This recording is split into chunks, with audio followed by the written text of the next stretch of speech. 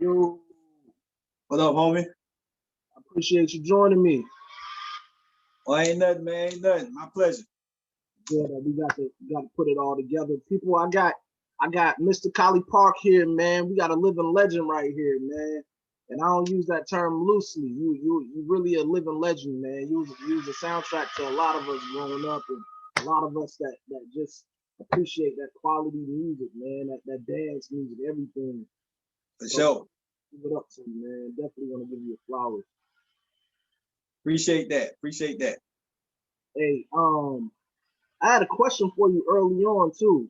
Um, I was looking at all the joints you produce, and my number one thing is I know you dabbled with you gave us what you can contribute in hip hop, and then you gave us what you contribute in EDM. Like what do you say you enjoy more from both? I mean, how I found EDM is when I stepped away from like rap and R&B, and I kind of stumbled into it, and it reminded me of the early days of Atlanta, in the sense that it was just not even just Atlanta, just the early days of hip hop. When they went out, they would party and have a good time. And so in an era where everybody on their phones and in the VIP and all that, when I discovered EDM, it was none of that. It was just people gather thousands of people in one spot, actually dancing and having a good time. And so that's what attracted me to EDM even more so than the music. And I kind of got back into it when Diplo kind of brought the twerk sound over there. So when Diplo did Express Yourself, that was the name of the record, it kind of brought twerk to that crowd. And twerk started growing over there. So it was more of an electronic twerk sound more so than what we were doing. And so it just went hand in hand. So I started back DJing and kind of dibbled and dabbled over there. Put a couple of records out over there. Yeah, and see that was one of my very biggest personal questions I want to ask you, because there's certain hip hop artists or producers that have went over to that side in EDM. It seemed like they enjoy it, compared to hip hop. So that was one of my Yeah. biggest personal questions. But for my viewers, I want to take it back a little bit, and Okay. discuss, from the beginning of how you got into this whole hip hop thing. You were formerly known as DJ Smurf, man. Can you tell me about the beginnings of how you got introduced into the game? I mean, I played in the marching band before all of this. We all, from the time you're in elementary school, back in the day, they used to give you a little recorder. When you're in elementary school, the whole class got a recorder. And that was all of our introduction to instruments. You know what I mean? And so I got into the marching band and I played the trumpet. My oldest brother played the trumpet. I'm the youngest of six. And so my oldest brother played the trumpet and was a drum major in the marching band. My dad played the trumpet. And so I'm just trying to be like them and pick the trumpet up. And that's kind of where my music, I think anybody who gets into music benefits themselves by having some kind of idea of theory, like having some kind of insight on music theory. And you could tell the people who got inside, not like I can't play and all that, but those few years that I did spend in the marching band, I learned theory, how to read music, how to play music, a couple of the scales, and that helped me out later on. You know what I mean? So I started in the marching band, found DJing just through going to house parties and stuff like that, the skating rink, and that's how I got into just sonically when hip hop started popping up with Run DMC and Two Live Crew and stuff like that. Just the sounds of the DJ scratching, it just piqued my interest to get into DJing. So that's kind of a run through of that part of it. Yeah, because you was on the you contributed to the early ATL sound, Right. and I think it's still kind of like undermined how long of a track record that ATL has in hip hop Yeah. right now. They Yeah. have been owning it for a long time. And I mean, Yeah. even the acts that came from, that beginning, that ATL bounce movement and everything, you guys have one of the longest standing rides in music right now, to the point where all hip hop is like, if it's not ATL, it's an ATL sound. It's incredible. And You you know was what's crazy? yeah, It's crazy because I remember when we were fighting to get played in New York and fighting to get played on the West Coast, and now I can't tell who's from where because all the music sound like it came from here, like literally, you know. And then when the West Coast, they always had they sound like with the Bay Area, but when Mustard started his run, he was smart because he borrowed little elements of our stuff and snuck it in and mixed it in with the Bay Area sound and created his own thing. So our presence, even when it ain't us, it's us. You know what I mean? And it's crazy because I can, like I say, I can remember when we couldn't get played in certain different areas. It was all Atlanta was an underground market. You know, Lil Jon and Ying Yang, the early days of that was underground. And so that was the era that introduced Atlanta hip hop to the mainstream. Outside of I'm talking about Atlanta.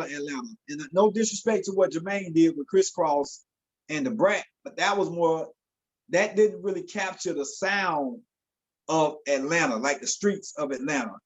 Um, the Lil Jon and Yin Yang era, you know, because that's when Luda came right around Pastor Troy, all that kind of popped at the same time. And that's when the street sound of Atlanta went commercial. right. Because you know, I'm familiar with that early bounce era. You know, I went to FAMU, so I'm really familiar with DJ Dent and what he did, Right. you Okay. know, early on, you know. And so, but the part of when you came in to it with the heart of when ATL was just, you couldn't deny hearing the music on there is one of the best times of music that I remember. You Right. know, so that's really when I want to capture with speaking to you in here. You know, you started the Collipark music group. You know, who was your first artist that you signed? Yin Yang. Ying Yang. Okay, how did Yeah. it go about getting with them? Well, what it was, I was coming. I had a artist contract under DJ Smurf, and at that time, the whole no limit thing and the early Cash Money, the sound was changing. You know, the whole Freaknik sound, the booty shake, the bass music, that was kind of phasing out because Master P was putting out a new album every week. And so the streets was flooded with no limit. And then you had Cash Money coming. So I knew that my sound was coming to an end. You know, all that, don't stop, all that, you know, the party people and all that was coming to an end. And so Raheem the Dream, who was an artist, a bass artist here in Atlanta, he put out Drama, which had that song Left, Right, Left. Yeah.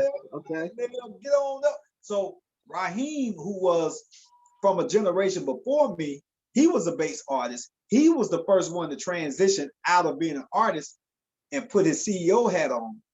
And he wound up putting Drama out and taking him to Atlantic Records, which was one of the first major deals for us here that I saw. And I literally went to Raheem like, yo, give me the game. How did you do that? And so that's when I signed Ying Yang. And we put out Whistle While You Twerk. And literally the rest is history from there. Because I remember when I moved back down to Florida, I was a kid, and I Where you remember from? like Where you from? I'm in Jacksonville.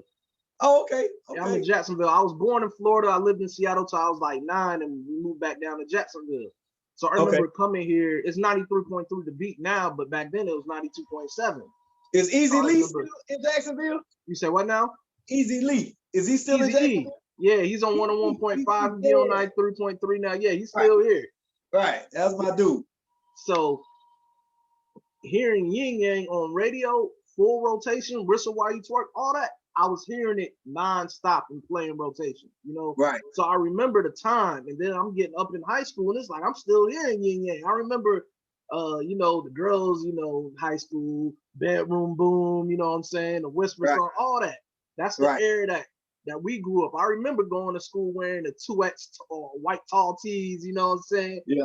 I remember all of that. So it's not like just, it wasn't even just the music, it was the whole culture that you guys pushed forward. So with getting started with Ying Yang, you know, when you did the Whistle While You Twerk, did you know that Ying Yang was gonna end up being as big as they were? Like of course did you ever imagine that?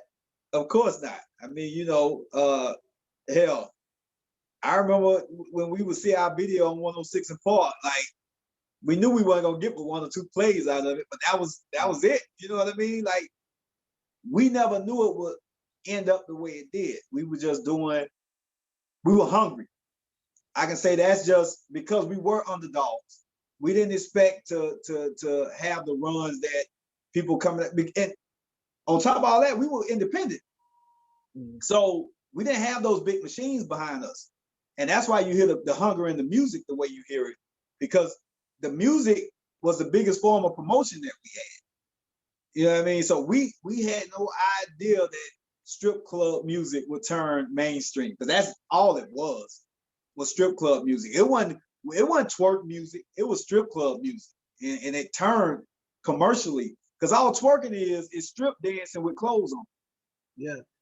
You know, that's all twerking is. You know, you can put a twerker in a strip club and take her clothes off and she's a stripper. So that's what we were doing, making strip club music that commercially became twerk music. So yeah, man, that whole movement, right? Ying Yang, that took off. And it's like, we thought, you know, you hit us with that hit, and then it was like, boom, you got another one that's bigger than that one. Like, so y'all kept on coming with them and coming with them and coming with them back to back. So it was like, yo, this is starting to become a movement. You know, Lil Jon was there and everything. So after Ying Yang took off with, you know, what was their biggest hit? Would you say it would be the Whisper song? Well, the biggest one that I did is between the Whisper song and Salt Shaker. You know, because Get Low is their biggest record. You know, if I had to just say, but that's Lil Jon's record technically. Although it's, you know, you can argue with whose record it is, but it's a Lil Jon record.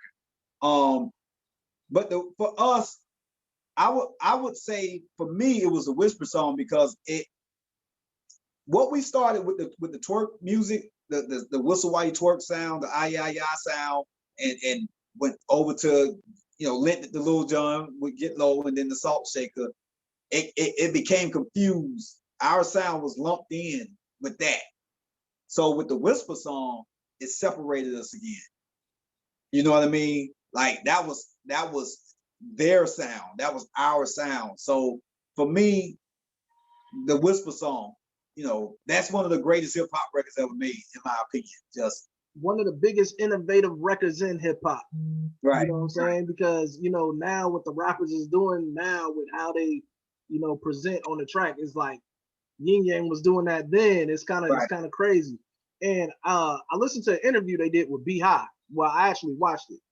And you know, they said when they did the remix, of course, it was a few different remixes to it, but they had a remix with Free from 106 on it and everything. And it was like that verse got her in trouble. Is that true? Like her verse put on there got her in trouble with BET? I think she was on the way out the door anyway. I think that's why she did the verse. Right. I think it was the other way around. I think she was on the way out, so she was like, forget it. I'm gonna do it how I do it. You know what I mean? And so I don't think she would have done it. You know, her platform was what it was, and she had a great job.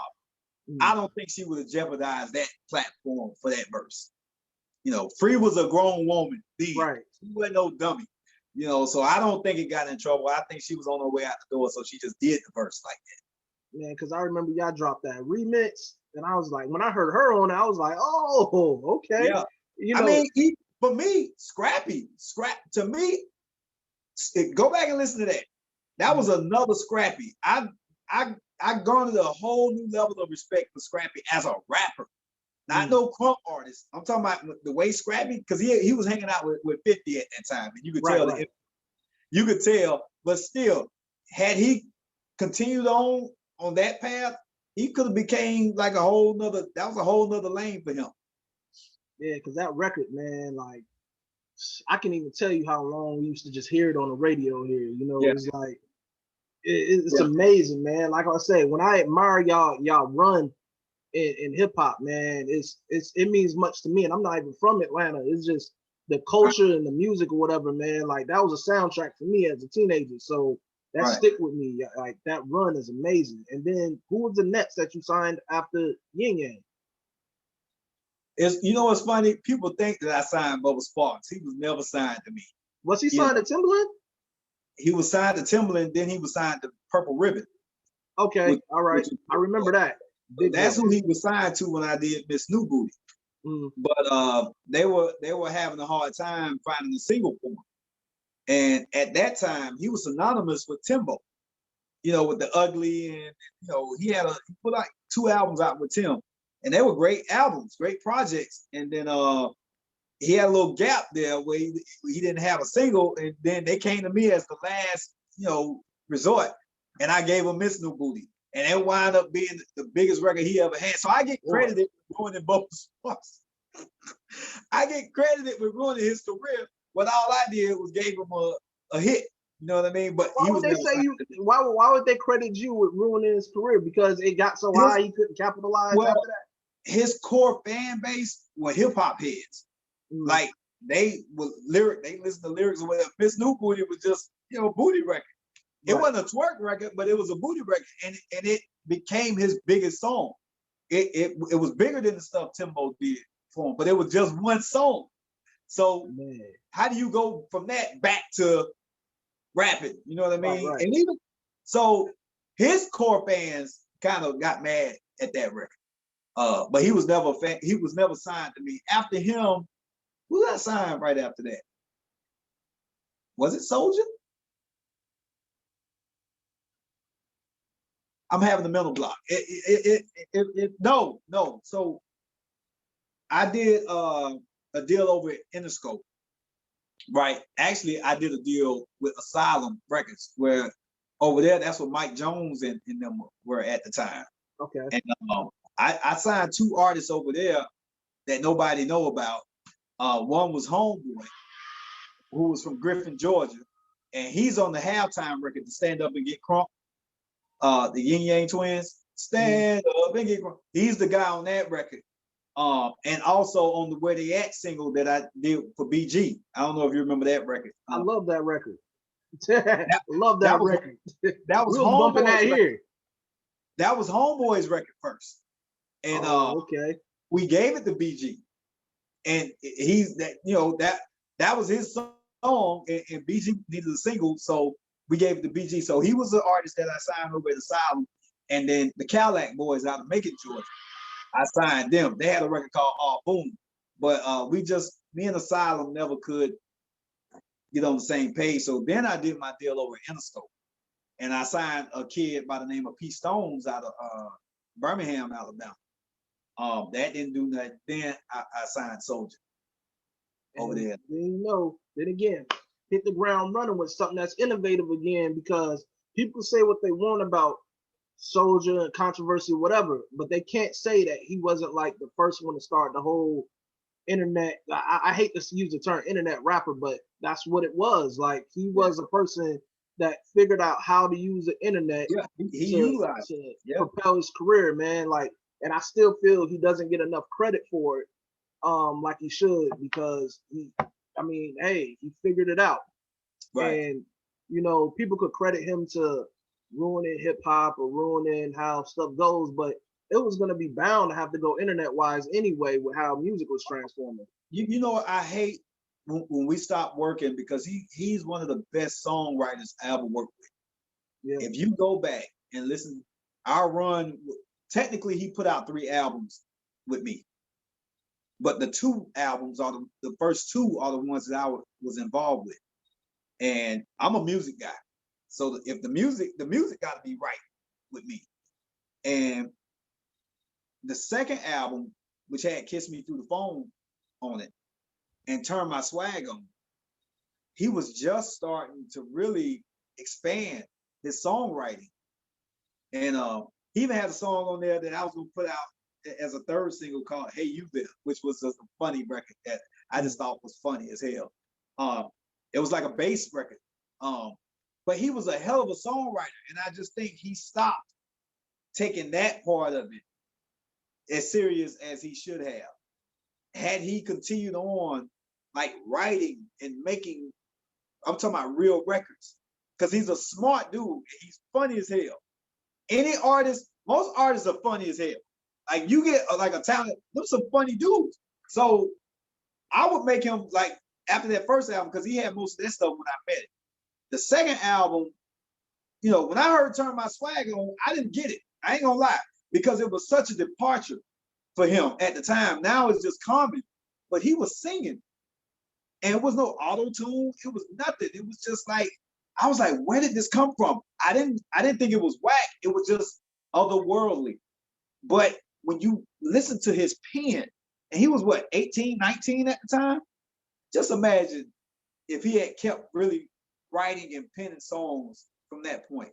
Sky was the limit for that kid, man.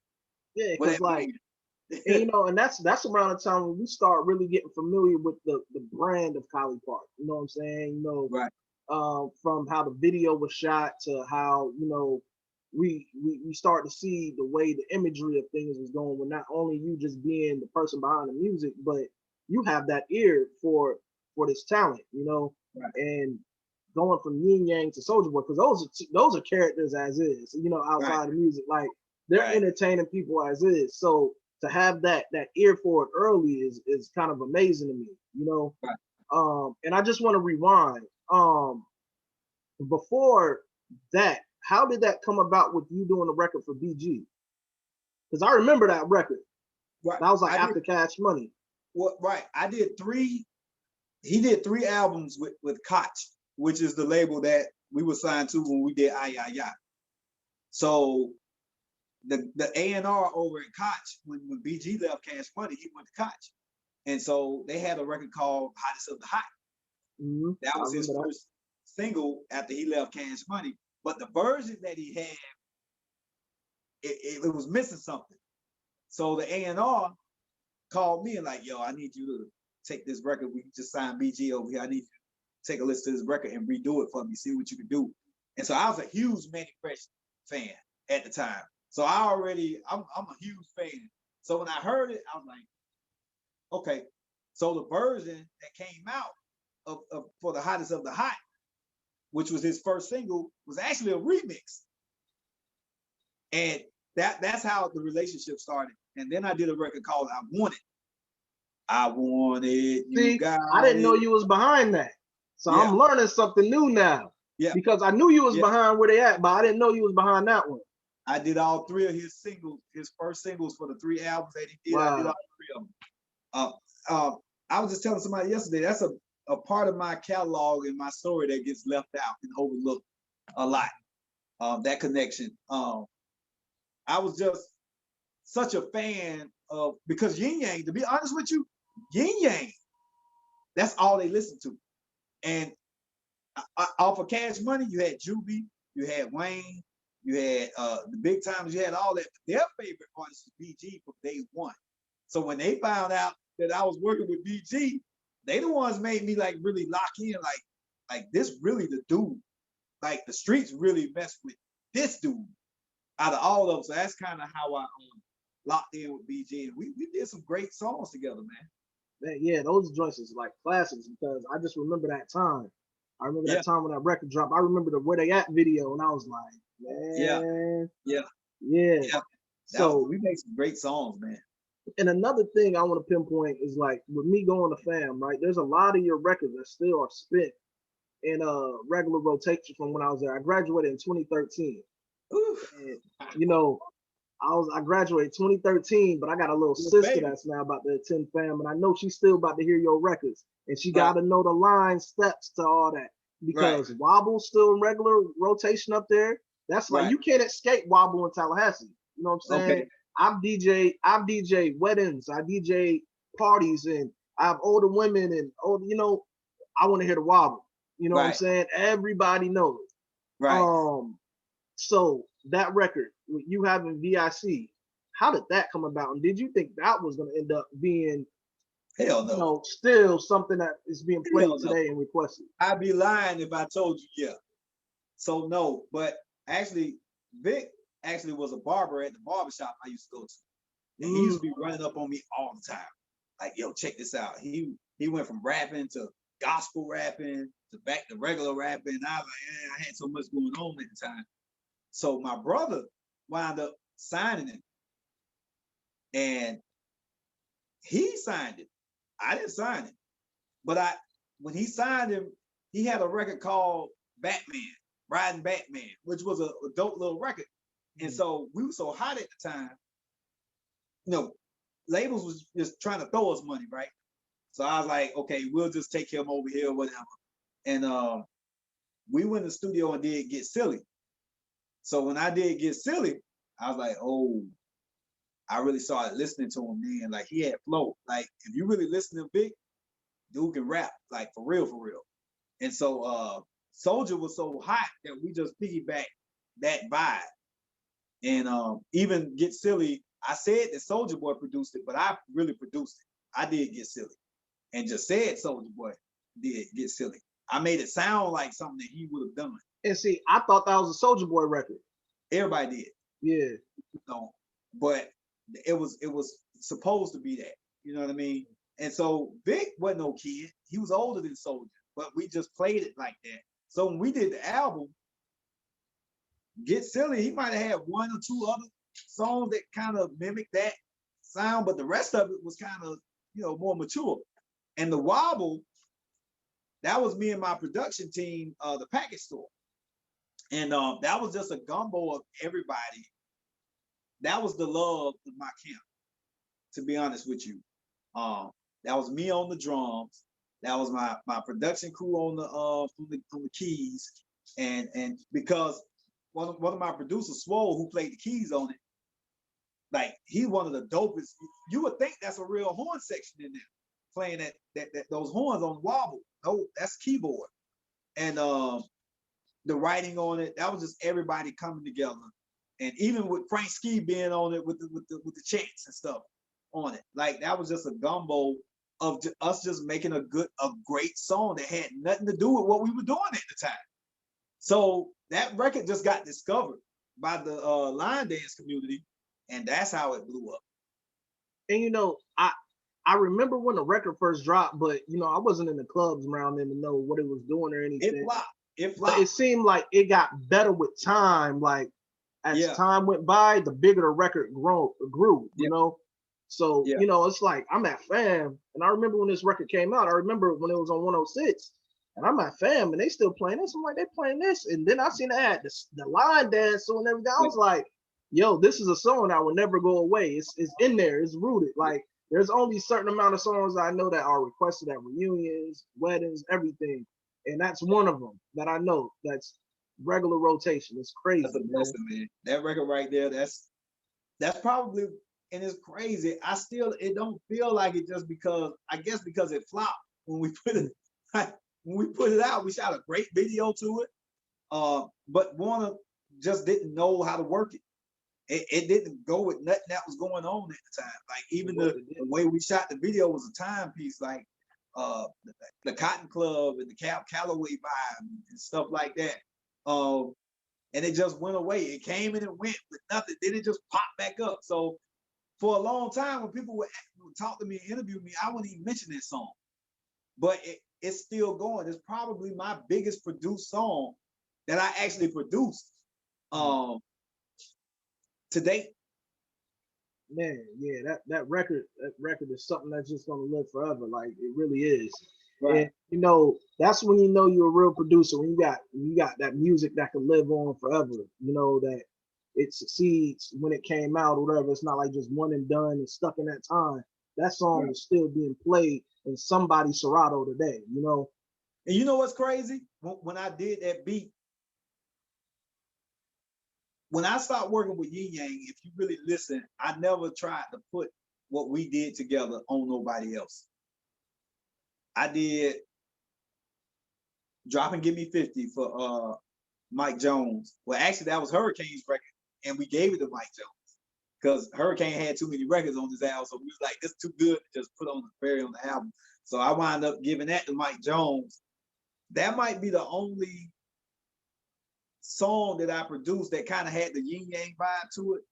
But I said, after I started working with Yin Yang, I said, I'm not going to disrespect what we did together by trying to give this sound and just force people to get on this sound. So Wobble was like my last, as far as tempo goes, it's like 95 BPMs, and most of Yin Yang stuff was like 102 BPMs. And I was like, okay, if this don't work, I'm just done. I ain't doing this tempo no more. And it didn't work. but then it came back. It was bigger than everything. So yeah. So you mentioned Hurricane. You know, how was the involvement with him? Because you know, I know you got records that you did for him as well. Was I he? signed him. You I he signed signed to him. you? Yeah. Well, it was Okay. kind of crazy because that's when I had my deal over at Interscope, right? And so the kid P Stones that was signed over there before Soulja, I was still trying to figure out the building. So when I signed Hurricane, I was like, I can't take them to Interscope because they not. I'm trying to take them real southern shit, like real south. I ain't trying to take them that commercial. I'm not, no disrespect. I'm not Jermaine Dupri. I'm taking them, you know, A Bay was like Shreveport, like for real. And I knew the record was already ready. It was ready. So if I'd have took it over to Interscope, I would have had to go through politics. So my man Brian Leach, who used to work at TBT when I had Ying Yang over there, he had just done his label deal with J Records. Now Brian Leach signed us. He signed Lil Jon. He signed Pitbull. He signed Yo Gotti. So when he left TBT, he went and did his deal over there with Clive Davis at J Records. He was struggling. He didn't have no artist yet, right? So when I signed Hurricane, I was like, I'm gonna take Hurricane over there to Brian, right? So I called him from Shreveport. I flew to Shreveport and signed Hurricane the same night, signed him the same night. And I called Brian from outside Coco Pelly's, which was the club down there. I said, boy, I got you one. I called him, he said, what you got? I was like, I can't tell you nothing. I said, just stay by your phone. I'll call you tomorrow. I'm gonna give you the play. So the next week, he flew down to Shreveport, saw the whole thing, and I took him over to Polo Grounds, and I executive produced the project. I gave him to Brian Leach. So yeah, So that's why you saw Hurricane with the I got the source cover with Soulja Boy and Hurricane, and they both got on Collipark chains. Hurricane was Collipark, but I had to take him over there. You had some ones on him early, man. Like a lot of voices of that sound at that time. You know, like I said, I don't think you get enough credit. I don't think Jermaine get enough credit, but I really don't think you get enough credit for how much you contributed to that, you know, that era of Atlanta music. Right. So you had Soulja Boy, you had Hurricane, you had Ying Yang, you had V.I.C. Who is there any other notable names that may have been signed even didn't come out, or who else was Trill Lee and Prince Rick? Who? They don't get no Collipark recognition. To walk around the club, fuck everybody. They play that in Tallahassee. Right. Faithfully still too. That was one of the markets that we used to go to break it. But they don't get, most people when they think of Collipark, because when I signed them, I was still over at Interscope, and they had a song called Mr. Hit That. They call me Mr. Hit That Ho. Call me Mr. That was their song, a huge record in Dallas. And for some reason, Interscope didn't get it.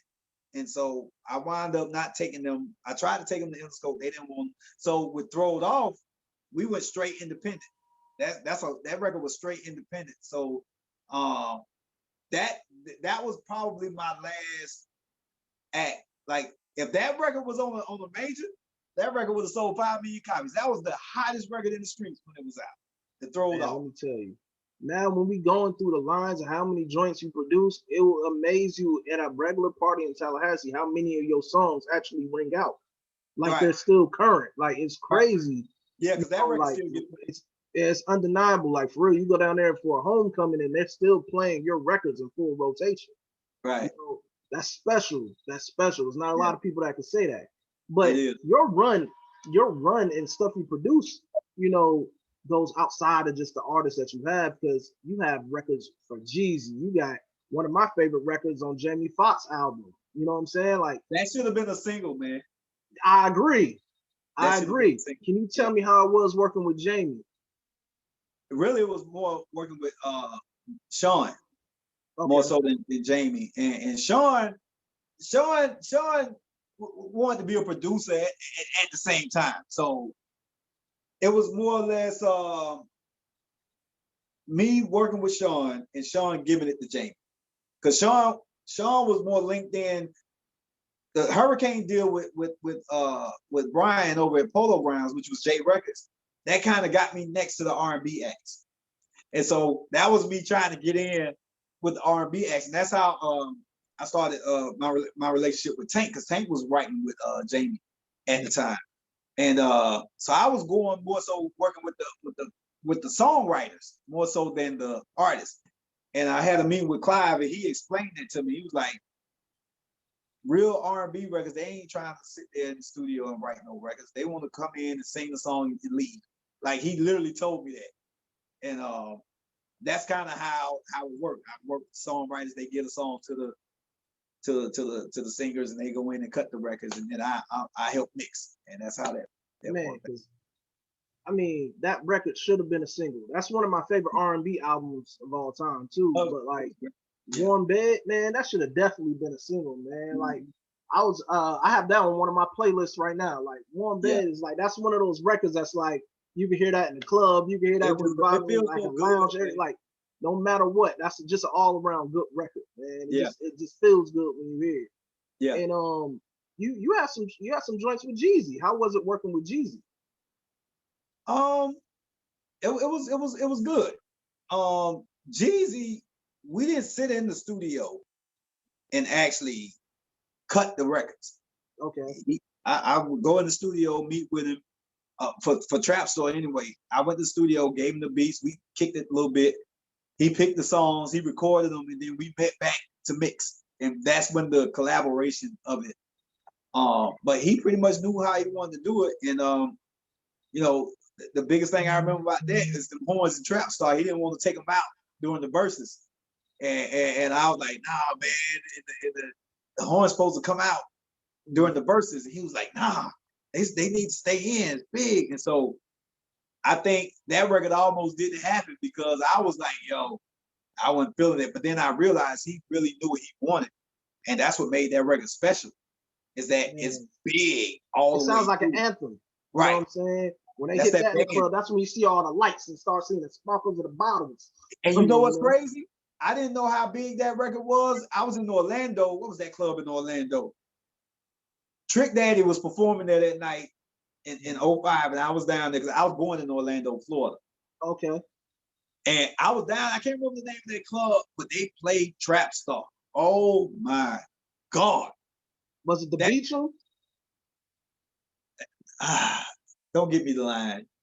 That don't sound familiar though. Okay. But anyway, they played Trap Star, and that's when I knew that record was, because being in Atlanta, you kind of assume, it's gonna go off here. But when I was in Orlando and saw it, ridiculous. They still play it now today. It's like that when they go into that set, then that's that time where everything just get big in there. They still play that. That's a big record. And, and I didn't know that was one of your records, because that actually showed your range with the artists you work with, and because we're used to, like, I guess, putting people in a box, and then when you hear certain tags on music, you already know who it is. And those records didn't have your tags or anything, so unless we digging deep and reading credits, whatever, we wouldn't have known. That's a big record, you know. And you had a joint on the second album as well, didn't you? Yeah, What You Talking About, which was to me like a Trap Star Part 2. Right.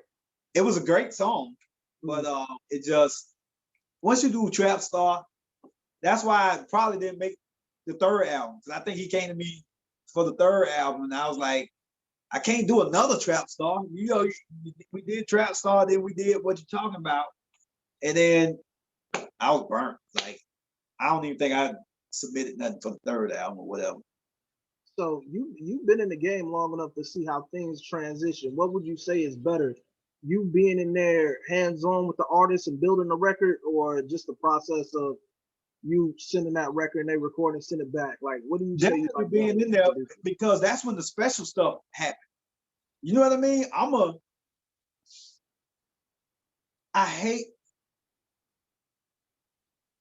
there's a time in your life you have time like you living your job.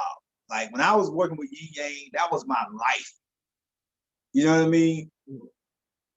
I didn't have kids in the early days. I didn't have no kids. Then I had, little kids or whatever. my life was that, and you can hear it. That was my attention. And so even with Soulja, it was kind of convenient to not have to be a part of every aspect of the project, because he was producing his own music. He was writing his own music. So I was like really performing label duties and oversight and just molding, the projects as opposed to creating everything. But when you're in the studio and you're in a creative zone with an artist, that's when the experimentation, like, you might hit some, or with Ying Yang, the dope part is with them would be like me playing beats that I didn't have them in mind for, like the Whisper song. I didn't have them in mind when I did that beat, but when I would play stuff like that for them, like nagging, the nagging record. I remember that. Yeah, I didn't listen to that beat. That sounds nothing like nothing else we had did. You know what I mean? And it's like when I played stuff like that for them, they were so musically inclined, they latched onto it. And so we were able to vibe that through and flush concepts and ideas out. You can't do that if you're not there. You want to know what's one of my favorite joints by you and Ying Yang Twins? You and Ying Yang, the joint that I did with Trick. What's happening? What's happening? Yeah. From the video to, and that's the time where I knew, when listening to that record, I heard that you knew you had something too, because you was talking that stuff at the end of the record. You was talking it, and I was like, that's when I knew that, like, that's when producers know they have one. When that type of stuff happens, and that's one of my favorite records too, because I love Trick, man. Like, Trick's a Florida legend. I love Trick, but it was Trick and Ying Yang on there, and that was like that was that record right there. And Trick, that's one of Trick's most memorable verses for me. I remember when he sent that verse back, I was like, oh my God. Yeah. He murdered what's happening. You hear me? Yeah. He murdered what's happening. So yeah, I feel you on that. Yeah, that's one of those joints right there. And then, like, I got another question for you. We had this group here, and I just want to know, were they officially signed to you? And at the time, they was called they went by Duval Pretty Boys, and I think they just changed it to Pretty Boys. Yeah, what happened with that? I met with them. No, we didn't sign them. The dude who had them, we, I can't. Who was the dude that had them signed? They were signed to somebody already, and we were trying to come together, whatever. It just never worked out. What was his name? Mac Baker. Mac Baker. Yeah, I remember him. Yeah. I used to like them. We went down there, met with them and everything, but we never did no business. Okay, because I remember around that time it was rumblings that they had some association with you and everything. And yeah, so it was the dude. I always had that question. The dude who had them signed. Damn, what year was that? Was that before Soulja? That was before Soulja, wasn't it? It felt like it was around the same time from what I remember, man. Okay. Like, it felt like it was around that time. I can't call if it was before or after. Right. Yeah, but now we never did no business. Got it. So you making your run, you doing this. What made you feel like, now let me give it a rest on this hip hop thing and let me go back to DJing and let me go on the EDM and now producing records for that? How did that come about, that transition? Just life, man. I looked up and, like, from the time I left college, which was when I started making the DJ Smurf records, as an artist, making all those bass records as DJ Smurf, the artist, not the DJ. From that time all the way through the walk around the club, this all I was doing. Like, so then you have life happens. I had kids, marriage. I went through a divorce, and so you just sit back like, okay, wow, this is a lot. You know what I mean? So it was just time to take a rest. And so when I say, okay, am I gonna get back into this or not?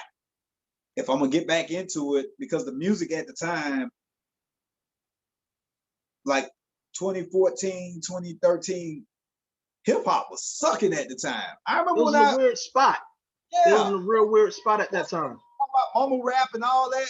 It was horrible, and I specifically remember because when I started listening to the EDM records, I was listening to the lyrics. And I was like, yo, these white kids are writing great songs. I love EDM. So that's what. So EDM to me was like real love songs or real records over dance beats, right? So and then you go back and listen to the rap stuff, and it's like, what the hell? So anyway, I said if I'm gonna do it, I gotta find something about it that I love again. And that's when the DJing came back. Because I hadn't DJed. I kind of stopped DJing cold turkey. You know, I was at the top of my game when I was DJing. When I stopped. And so, you know, that's where I came back. You know, because I was like, I don't want to have to feel pressure of having to. When you're doing stuff for money, you know, there's something that comes with it. You know what I mean? And I just didn't, and I still don't want to be in that space. I don't, because I didn't get into it with that. We made great money and all that, and that's all well and good, but I don't want to be doing music to make, you know, at this point in my life, I don't want to have the pressure of every time I go to do music, I have to make money from it. Mm-hmm. And so that's what brought me back to DJing. And I'm loving it again because I'm back playing those records that influenced my life and my career, the bass records. And I just came over my mom's house tonight, and I found another stash of wax that was just in a garage, tucked away. And I went through and I found, because versions that were on those 12 inches back in the day, if you don't have those 12 inches, they not on Apple and you can't find them. So I got vinyl that I own that I haven't gone through with versions of songs that don't nobody have. So like that's the fun part. I'm digging again, you know what I mean? So I'm having fun with it again. And see, and that's the joy of being able to have that passion and love for music, because like DJing is one of those things you can do forever. You know, there's no time limit on if you hot at this moment, hot at whatever. DJing is something you can do for it. I look at Kid Capri, and you listen to satellite radio, you hear his show. Kid Capri been DJing for however long, you know, and it's just like, it's one of those joys that is something that's like, you can keep going. And originally I got into DJing because I just wanted to stop being an artist. I was just like, I'm not going to keep on trying to make it. I got sucked into, I want to make it so bad that I stopped liking it. You know what I'm saying? I started to hate it, you know, because it started to build up a frustration. Like, I know I'm nice, but I'm hearing what's out. I'm like, how the hell? And then you start paying attention to the wrong stuff and take you off. So I'm like, let me not put myself in one box. Let me see what else I could do. So I was self-taught DJ, and it's like, it's not things that like, I would say is a conventional way of people learning how to DJ, because y'all really know what it's like to have the vinyl and DJing on that and everything. And, you know, everything now is kind of digital or whatever. So, you know, some DJs would say, oh, you DJing on a controller ain't the same as being a real DJ. You have Serato, you know. That's a typical, you know, argument that has faced. That's a damn lie. I did, you know what? And that, for me, that was the hardest part about coming back to DJing, trying to figure out the technology versus what's acceptable. Forget that. You know what? Because with every 2 or 3 years that go by, you got a whole new crowd of people who don't give a damn about none of that. They don't care what you're playing on. They just want to hear good music. Right. And so that's when I let it go. Me listening to other DJs, vinyl, spinning on vinyl, controls or whatever, that's kind of how I did when I started back in the day, though. You kind of put it all together and make your own way of doing it. Right, and there is no wrong way now. I had to figure that out for myself. You know, coming from vinyl, for me, it's like, okay, you DJ Smurf, you can't walk in here with no damn controller. This is the way I'm thinking in the beginning. And then it's like, okay, EDM, they don't use nothing but CDJs. You know, so that's when I said, okay, I'm going there. And then I started figuring out, well, if I want to just pop up somewhere and DJ, and I don't know how to work no controller, then, you know, so it was just a learning curve for me. And I sell on the controller, but I can DJ on all of it if I have to. But the dope thing about it is because, like, some of us that's on controllers, we want to learn how to do the stuff on vinyl just as well. Because, like, for me, that's my nephew. Yeah, for me, I love hip hop. I'm a hip hop baby. You know what I'm saying? It's in my veins. But the thing that made me want to DJ early is when I first seen Juice. You Oh, know what I'm right. saying? I was like, I always wanted to be like how they Wow. were. You know, but when I got older, I'm pursuing music, trying to be an artist. I never thought in a million years to want to DJ. I picked that up years ago and was like, I like doing it, but when it started becoming feeling like a job, I don't like it. But there's something Right. about when people are like enjoying it and feeling it. And like I go up to Atlanta and I have friends in Atlanta, and I just hear the sound of how it is up there. It makes me be like, I come back to Jacksonville and be like, oh, I'm ready to go DJ something because I love just like the feeling of what it is. And I feel Right. like you go visit other cities and you hear how it is there, it kind of it's inspiring a little bit, you know. Because I went up there like a couple years ago and it was like Tigger was having a party. I think it was at the Sweet Lounge or whatever. Right. And the records he was playing wasn't even like the newest records, you know, they were playing up there, but it It's still a rang off. vibe. It didn't matter. It was a It's a vibe, vibe. Yeah. you know. And so it's just like having the balance of wanting to know, like, you ain't gotta have what everybody else got. You just have to know how to control the crowd. And I think a lot of DJs have to remember that it's about controlling the crowd. A lot of Right. people play what's the newest, hottest record out 1,000 times because they know people are gonna like it, and they don't Right. want to take the risk of breaking new records. And Right. that's where the dispute happens between artists and DJ now because there's not a lot of DJs breaking records. Right. And instead, if I don't want to go to the club and hear everything that's on radio already. But I look at it like this. If I'm trying to break a new song right now, let's just say, and I'm at the spot that's popping off on Friday or Saturday, it's easier to break if I bring you Salt Shaker and nobody's ever heard it, and I bring you Salt Shaker, okay, people can take to that easier than hearing a new Lil Baby record for the first time. Like, because the vibe of it is like, if I don't already know that record when you play it, it's just different now.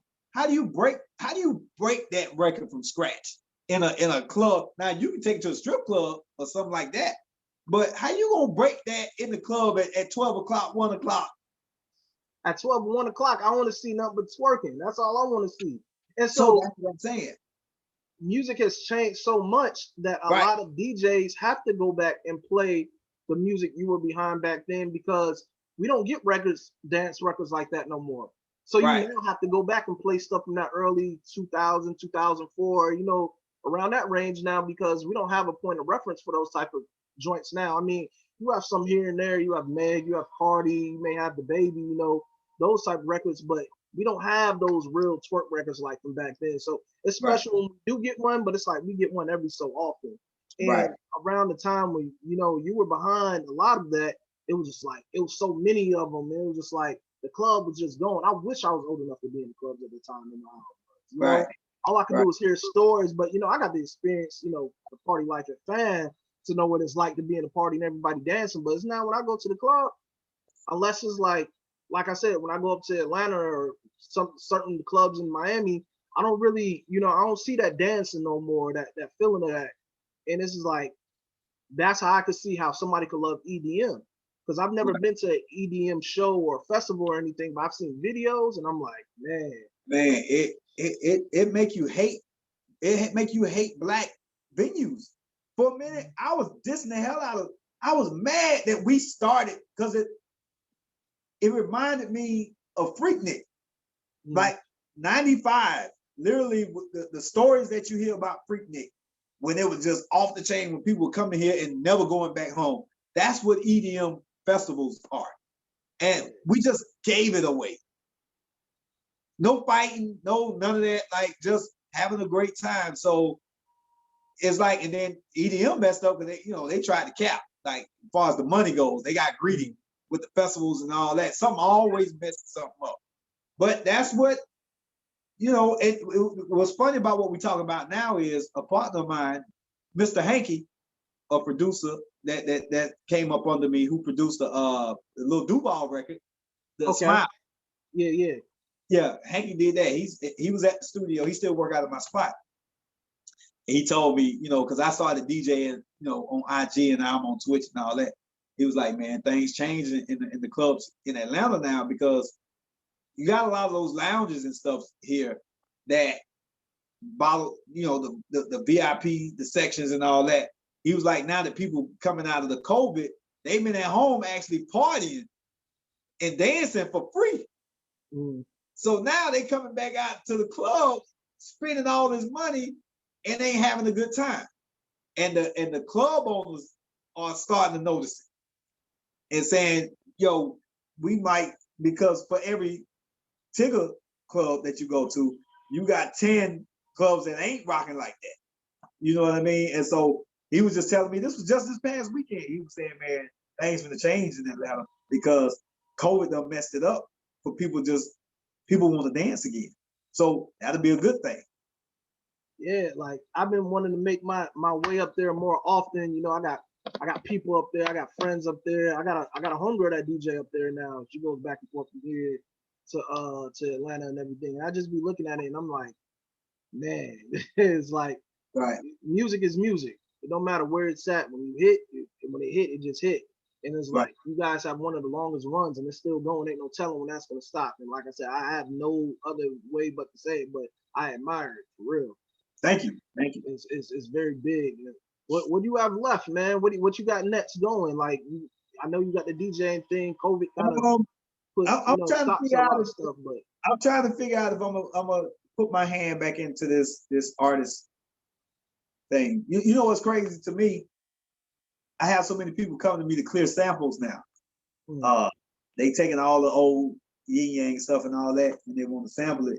And it's like, I got some new stuff over here. So I feel like I'm gonna have to put that on the artist that's with me, as opposed to trying to give it to somebody, because right. people can't hear. Like if it's already done, then they're like, okay, we'll. But it's new versions of that. You know what I mean? Like when we come out with I or picture me playing I for you, and it's got that you might look like, I see where you're going, but I don't think I really want to try that. That's what you get when you're trying to give somebody the new version of what you've already done. And so I might get back into production, you know. Why not, man? I'm saying we need that back, man. We need that feel good music back, man. Everybody start getting, you know, the thing about music that I love so much is having a variety. No matter what genre, what generation of music, there was always some type of variety. You always had the dance music. No matter what generation, there was always dance music. Right. And so it's like in hip hop, and it's like, man, we need that back again, man, because it's just like the amount of rappers that's dying over the silly stuff, and it's just like going to the club and you see a whole bunch of standing around trying to look tough, and the girls in their phones, they in their phones more than they on the dance floor. That's not good, man. Like we have to wait for them to play Juvie. You know what I'm saying? We have to wait for them to play, you know, a Ying Yang record or something like that from then, just to get them back on the dance floor. So that's what we missing right now, man. Right.